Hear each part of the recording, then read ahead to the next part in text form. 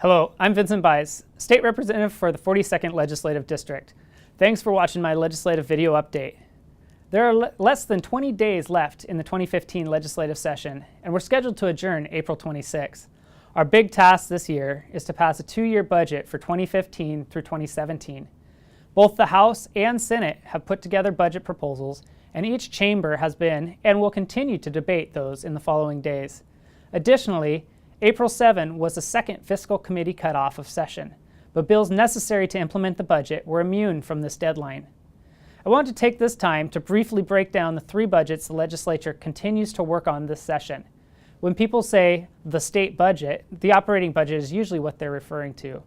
However, the entire state budget is actually broken down into 3 budgets: the operating, capital, and transportation budget. Let's start with the operating budget. The House and Senate have each released operating budget proposals this session. The $39 billion House budget, which was crafted by House Democrats, increases state spending by more than $5 billion, eliminates the voter-approved state spending limit, freezes college tuition, and includes a $1.5 billion in new and increased taxes. These taxes are derived from a new 5% capital gains tax, another increase in the B&O tax rate, and the ending of several tax exemptions, such as the sales tax exemption on bottled water. On the other hand, the Senate budget, which was crafted by Senate Republicans, is about $1 billion less than the House proposal and does not raise taxes. It reduces college tuition by an average of 25%, allows a number of tax exemptions to expire, makes the largest investment in K-12 education, and, by doing so, would meet our McCleary obligation. In addition, the Senate proposal provides pay increases to state employees and makes important investments in mental health and maintaining children's safety. Again, all without raising taxes. It's a good example of government living within its means, while still ensuring necessary programs remain funded. I believe the legislature can balance the operating budget with existing tax collections. Plus, and as I've mentioned before, the state is expecting a 9% increase, or more than $3 billion in increased taxes for this biennium.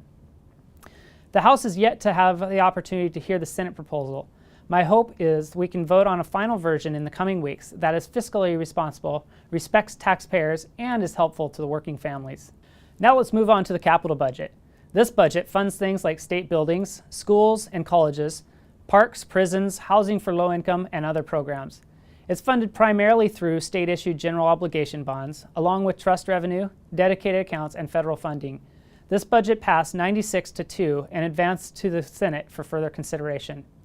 I was pleased to be able to support this budget, which helps fund numerous projects in Whatcom County, including the renovation of the Carver Academic Facility at Western Washington University.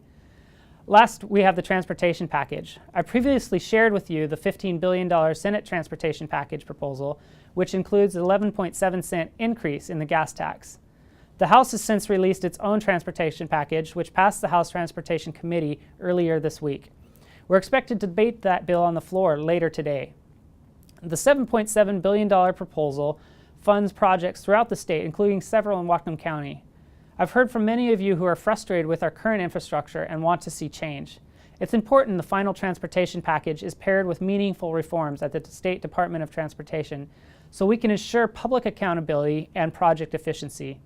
I'll be discussing this in more detail in my next email update. To subscribe, visit my website at representativevincentbuys.com and enter your email address at the top of the page. There are 2 weeks left before session adjourns. If you have any questions, comments, or concerns about any of the budget proposals I mentioned, or about any other issue before the legislature, I encourage you to contact me. You can send me an email at vincent.buys@leg.wa.gov. Once again, I'm Vincent Buys, your state representative. Thanks for watching.